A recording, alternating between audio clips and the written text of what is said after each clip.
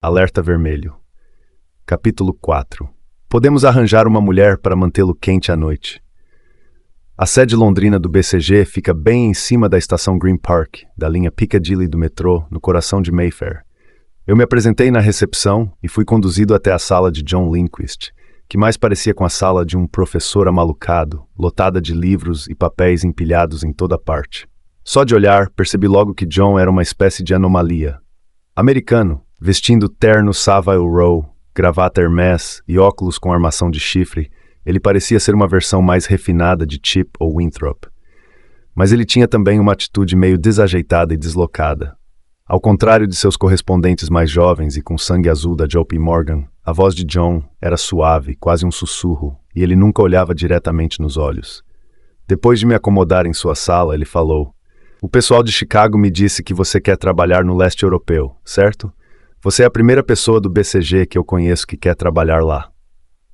"Sim, acredite, é isso mesmo que desejo fazer." "Por quê?" Contei-lhe a história do meu avô, de como ele viveu em Moscou e depois voltou para os Estados Unidos, concorreu à presidência e se tornou o rosto do comunismo americano. Desejo fazer algo interessante como ele, alguma coisa que seja relevante para mim e para o que sou. "Bem, nunca tivemos um comunista trabalhando aqui no BCG", disse ele dando uma piscadela, antes de voltar a se endireitar na cadeira. "No momento, não temos nada acontecendo no leste europeu, mas vou lhe propor uma coisa. Se você vier trabalhar conosco, prometo que o primeiro negócio que tivermos por lá será direcionado para você, certo?" Não demorei a perceber que ele dizia certo ao final de cada sentença, como se fosse um tique nervoso. Não sei exatamente porquê, mas gostei do John. Aceitei a proposta no ato e me tornei o primeiro funcionário do BCG no grupo de trabalho para o leste europeu. Eu me mudei para Londres em agosto de 89 e aluguei uma casinha em Chelsea com 2 colegas de Stanford, que também estavam começando em novos empregos na cidade. Na primeira segunda-feira de setembro, peguei o metrô da linha Piccadilly, com um baita frio na barriga, pronto para conquistar o leste europeu no BCG. O problema é que não havia negócios no leste europeu. Não naquele momento, pelo menos. No entanto, no dia 10 de novembro daquele ano, eu estava sentado na minúscula sala do meu apartamento, vendo TV com meus colegas de Stanford, quando o mundo começou a se mexer sob meus pés. O muro de Berlim acabara de ser derrubado, portando marretas e talhadeiras, alemães orientais e alemães ocidentais o demoliram pedacinho por pedacinho. A história estava sendo feita ao vivo diante dos nossos olhos. Em poucas semanas, a Revolução de Veludo tomou conta da então Tchecoslováquia, onde o governo comunista também ruiu. As peças de dominó estavam caindo uma a uma.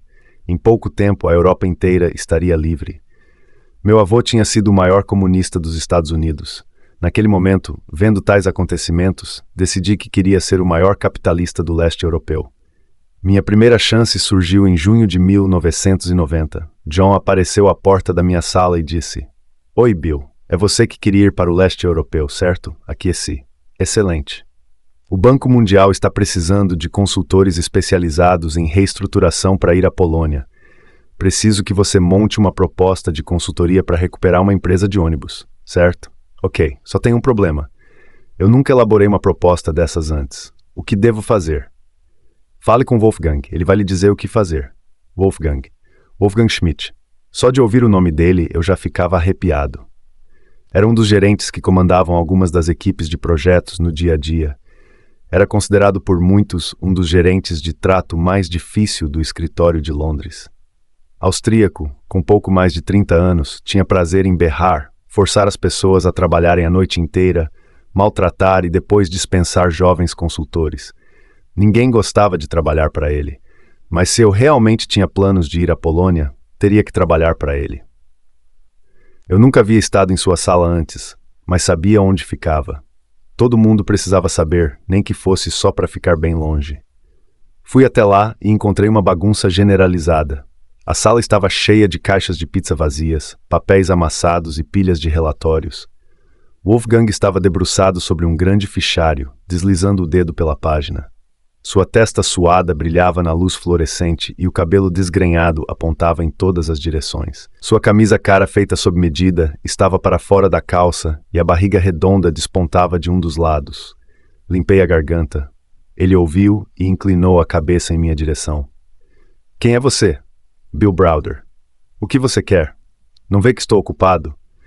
Achei que ele tinha que estar ocupado limpando o chiqueiro que chamava de sala, mas não disse isso. Preciso preparar uma proposta de reestruturação de uma empresa de ônibus polonesa. John Lindquist me mandou falar com você. Meu Deus, rosnou ele. Escute bem, Browner. Comece encontrando currículos de consultores do BCG, com experiência em caminhões, ônibus, automóveis, qualquer coisa que você ache que tenha alguma relação. Levante o máximo que conseguir. Certo. Trago de volta para você depois? Apenas faça o que lhe disse para fazer. Voltou ao seu fichário e retomou a leitura. Assim que saí de sua sala, fui à biblioteca. Folheando o livro de currículos, percebi por que o BCG tinha uma reputação internacional tão impressionante.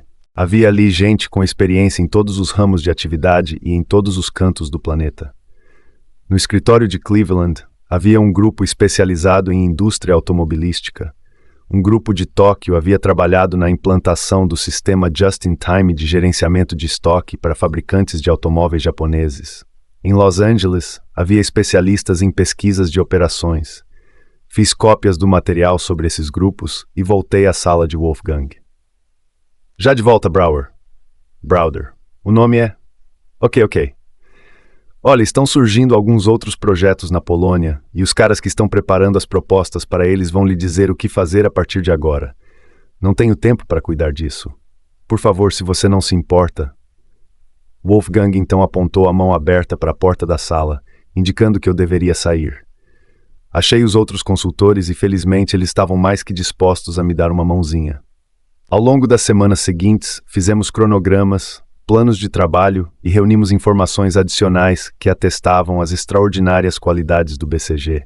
Quando terminamos, as apresentações ficaram tão elegantes e engenhosas que tive certeza de que venceríamos. Nós as entregamos a John Lindquist, que as submeteu ao Banco Mundial, e ficamos todos aguardando a resposta. 2 meses depois, Wolfgang entrou na minha sala. Parecia estar anormalmente animado. Bill, arrume as malas. Você está indo para a Polônia. Nós vencemos. Sim, vencemos. E agora começa o trabalho de verdade. Fiquei exultante. Devo começar a ligar para os especialistas que listamos na proposta para me certificar de que eles também podem ir para a Polônia. Wolfgang franziu o senho.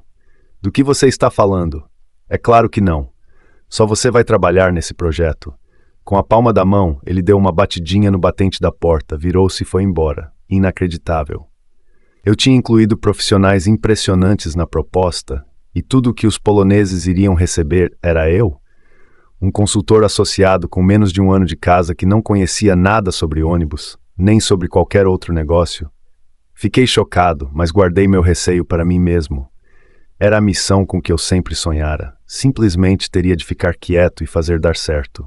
No fim de outubro de 1990, quase 1 ano após a queda do Muro de Berlim, John, Wolfgang, 2 outros consultores associados também com 1 ano de casa, e eu embarcamos num voo da LOT, a companhia aérea polonesa, com destino a Varsóvia.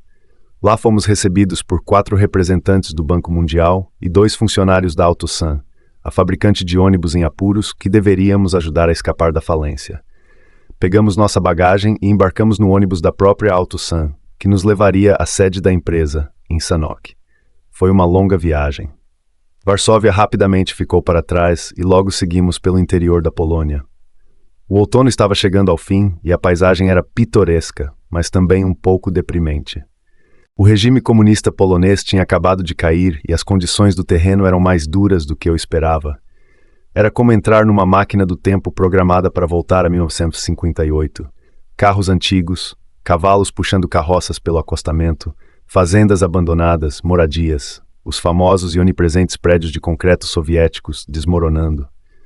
Os poloneses sofriam com a falta de alimentos, a hiperinflação, os blackouts e vários outros problemas. Apesar disso tudo, sentado no ruidoso ônibus com a testa encostada no vidro, pensei, este é exatamente o lugar onde quero estar.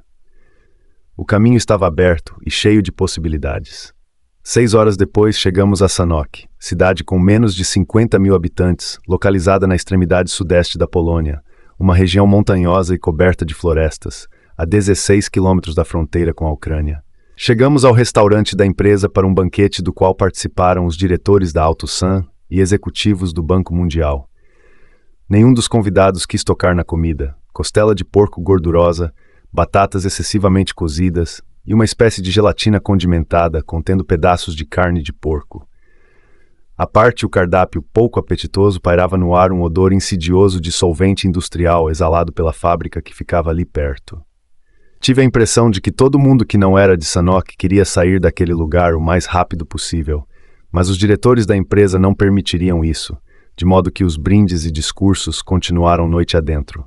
Finalmente, às 23h15, quando o café estava sendo servido, o grupo do Banco Mundial levantou-se, ainda que meio envergonhado, pediu desculpas e subiu no ônibus rumo a Rzeszów, a cidade mais próxima com um hotel decente.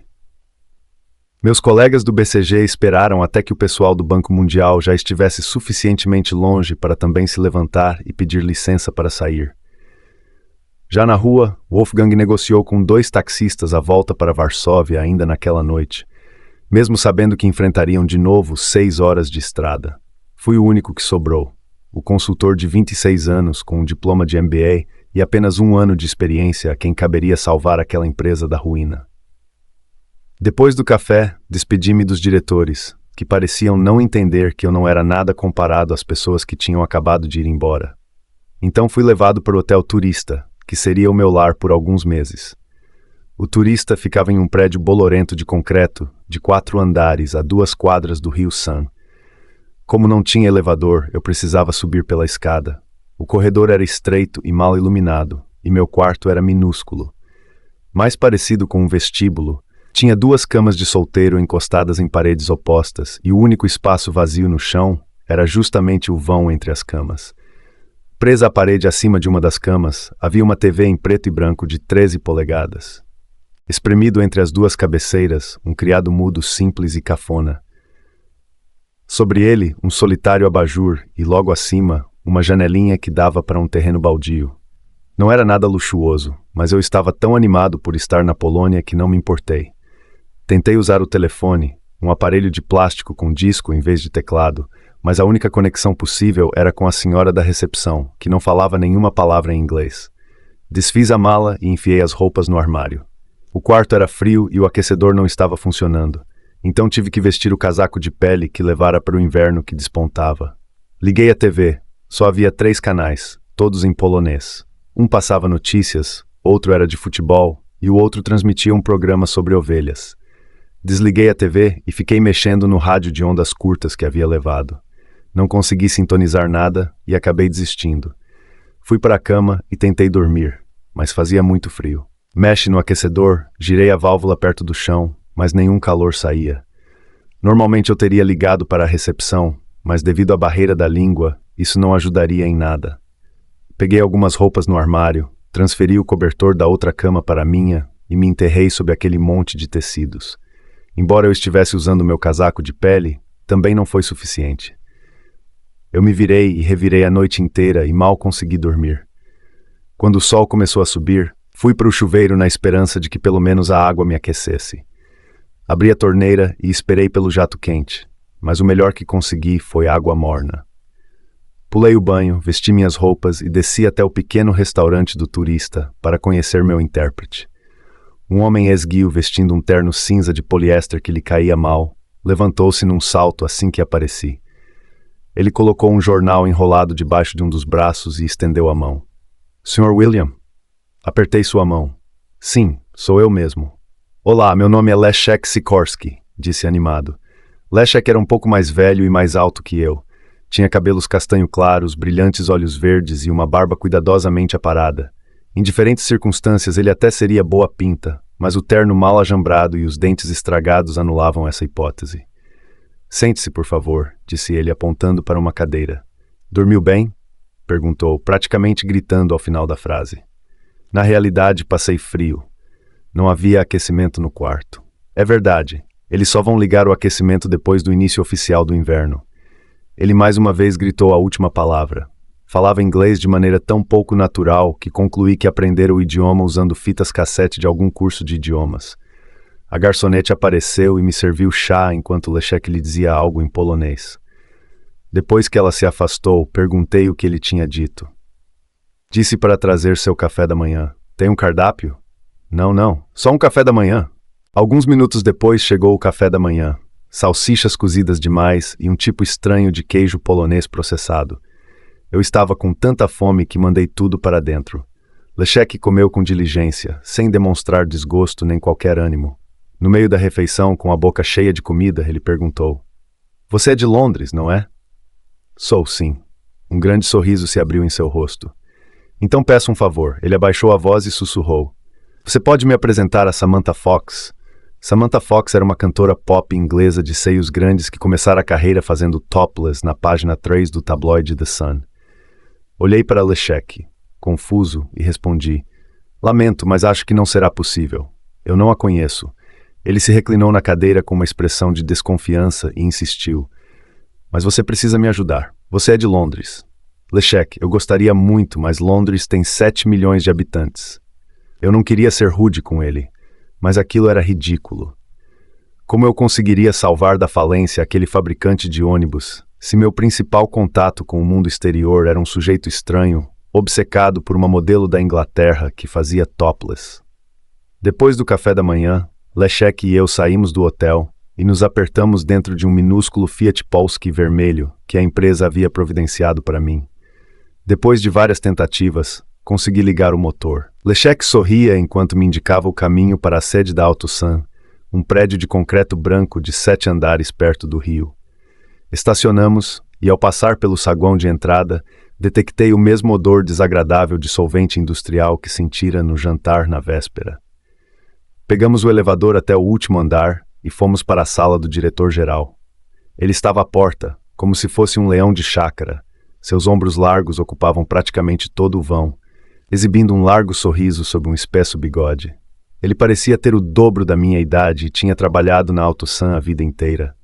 Quando me aproximei, estendeu sua mão de dedos grossos de operário e, ao me cumprimentar, apertou a minha com tanta força que parecia que eu tinha prendido a mão em um espremedor. Conduziu-nos para sua sala e começou a falar rápido em polonês. Bem-vindo a Sanok, traduziu Leszek, falando depois dele. Ele está perguntando se você gostaria de um conhaque para celebrar sua chegada. Não, obrigado, respondi, meio sem jeito, imaginando se não estaria cometendo uma gafe cultural por rejeitar sua oferta de tomar bebida alcoólica pesada antes das 10 da manhã. Em seguida, o diretor-geral desfiou um discurso em que novamente expressou seu contentamento por eu estar lá. Explicou que a AutoSan era o principal empregador de Sanok e que se a empresa quebrasse, a cidade inteira quebraria junto. Ele e todo mundo na AutoSan acreditavam que o BCG, e por tabela eu, salvaria o negócio da debacle financeira.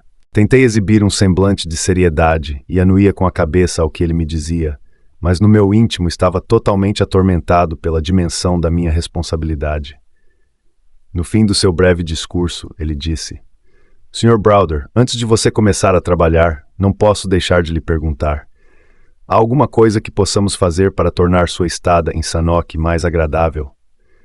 Assim que entrara na sua sala, eu tinha percebido como era quentinha, especialmente depois da atribulada noite anterior em meu quarto gelado.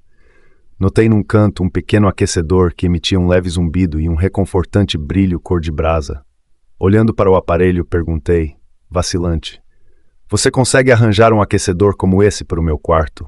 Houve uma pausa enquanto Leszek traduzia. Em seguida, o rosto do diretor-geral se iluminou. Com suas bochechas rosas se avolumando, ele piscou e disse: Sr. Browder, podemos fazer algo muito melhor que isso. Podemos arranjar uma mulher para mantê-lo quente à noite. Olhei meio encabulado para o chão e gaguejei: não, obrigado. Um aquecedor basta. Imediatamente me pus a trabalhar e minha primeira semana na Polônia foi o maior choque cultural que experimentara em toda a minha vida até então. Tudo em Sanok, os cheiros, a língua, os costumes, era diferente. Mas o mais difícil para mim era a comida. A única carne disponível era de porco, presente em todos os lugares e situações. Salsicha no café da manhã, sanduíche de presunto no almoço, costela de porco no jantar, todos os dias. Não havia frutas nem legumes. Frango era quase uma iguaria. O pior de tudo, no entanto, era que todas as refeições eram totalmente embebidas em gordura, como se fosse algum tipo de condimento mágico que tornava tudo mais palatável, o que não era verdade. No quinto dia, eu estava morrendo de fome e precisava fazer alguma coisa a respeito. Decidi viajar para Varsóvia, me hospedar no Marriott e me alimentar de maneira decente. Assim que cheguei, larguei a mala no quarto e corri para o restaurante. Nunca na vida o buffet de um hotel me deixou tão feliz. Eu me servi de porções mais que generosas, de salada, frango frito, rosbife, queijo e pão.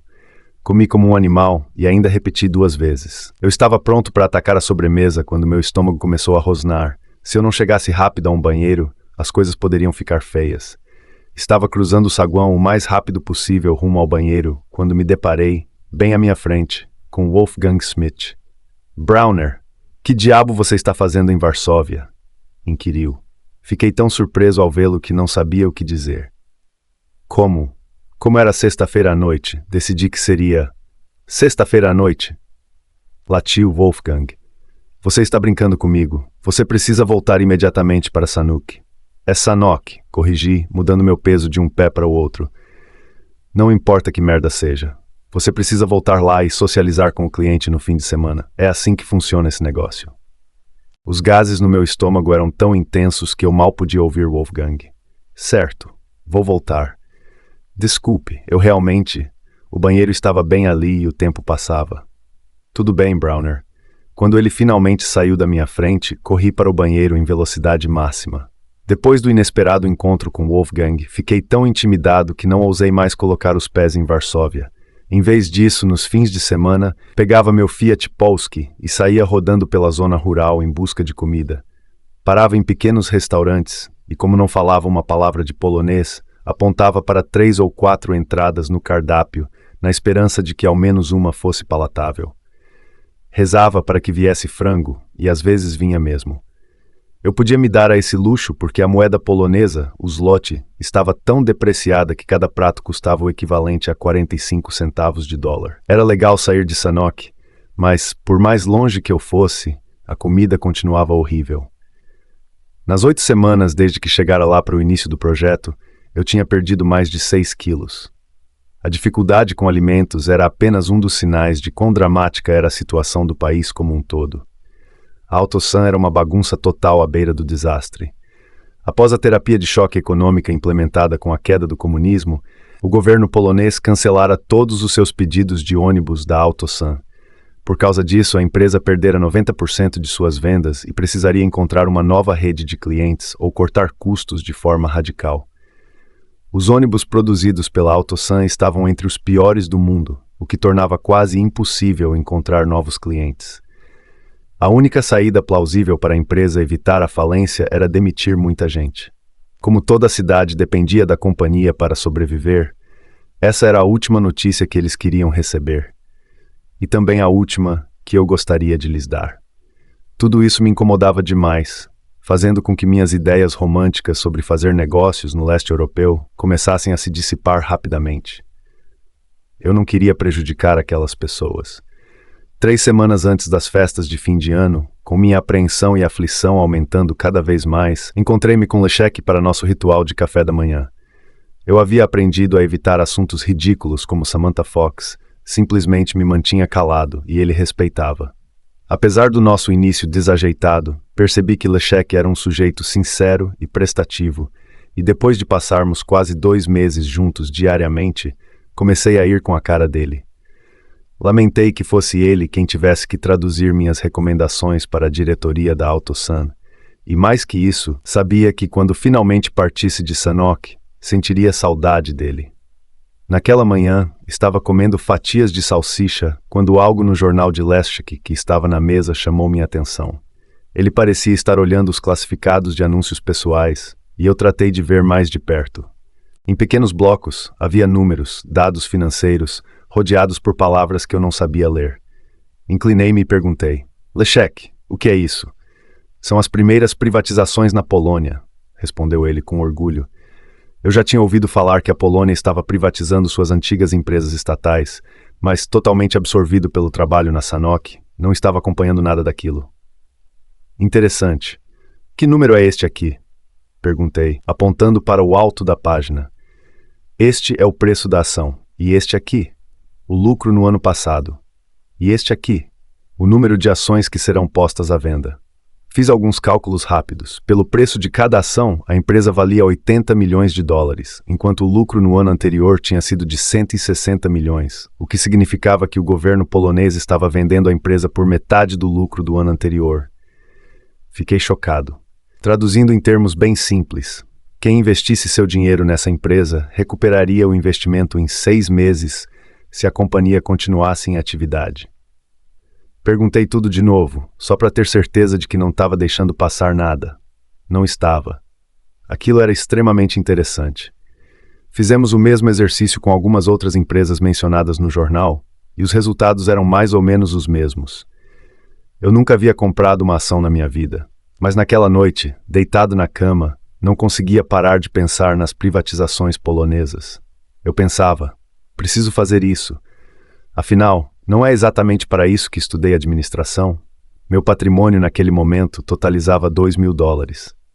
Depois de confirmar com Linkist que não havia nenhuma regra contra eu comprar as ações, decidi investir todo o meu dinheiro nas privatizações e perguntei a Leszek se poderia me ajudar. Durante nosso horário de almoço, fomos até o banco local e esperamos na fila para converter meu dinheiro em zlotys. Em seguida, caminhamos até a agência do correio a fim de preencher os formulários para a compra de ações. Era um processo complicado e minucioso, e Leszek teve que ir ao guichê 4 vezes para esclarecer dúvidas sobre como preencher os formulários. Mas no fim deu tudo certo, e eu consegui participar das primeiras privatizações do leste europeu. Em meados de dezembro, regressei a Londres com o propósito de preparar a apresentação final do BCG para a AutoSun e o Banco Mundial, que realizaríamos depois dos feriados de fim de ano. Eu estava totalmente dividido. Minha análise mostrava que a empresa precisava demitir boa parte do quadro de funcionários para sobreviver. Contudo, depois de passar tanto tempo com aquelas pessoas, eu sabia que demissões em massa simplesmente as destruiriam. Eu não sabia como alguns dos funcionários sobreviveriam.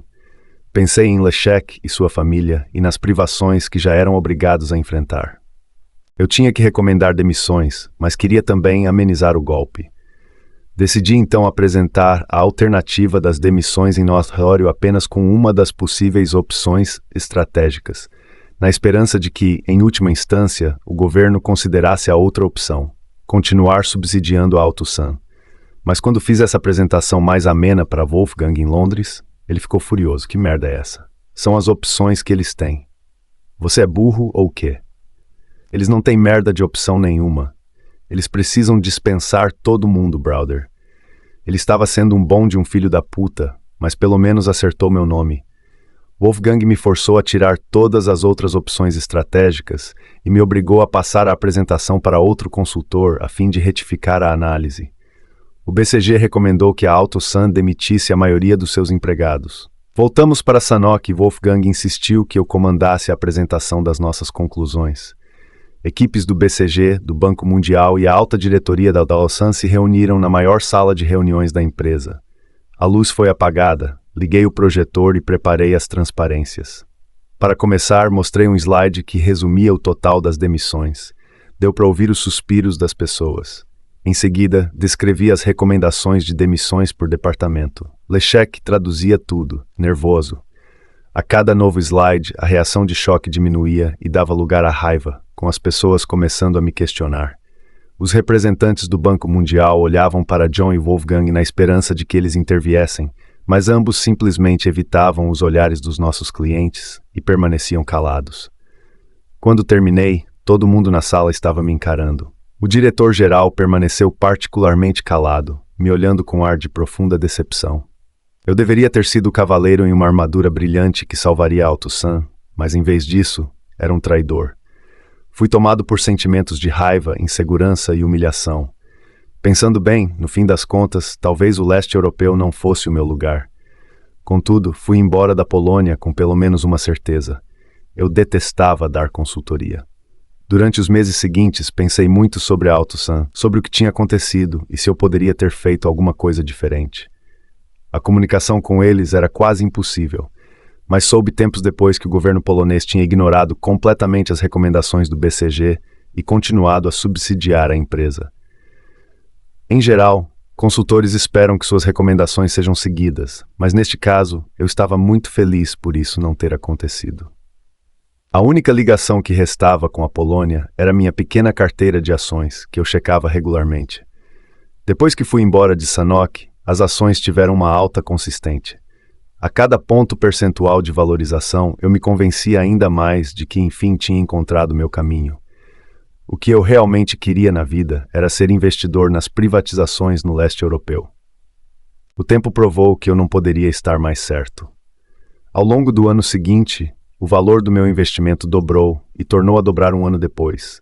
Chegou a valer 10 vezes a minha aplicação inicial. Para quem não sabe, a sensação de descobrir um investimento que decuplica deve ser o equivalente financeiro de fumar crack. Depois que experimenta pela primeira vez, você quer repetir e depois repetir de novo e de novo e de novo quantas vezes puder.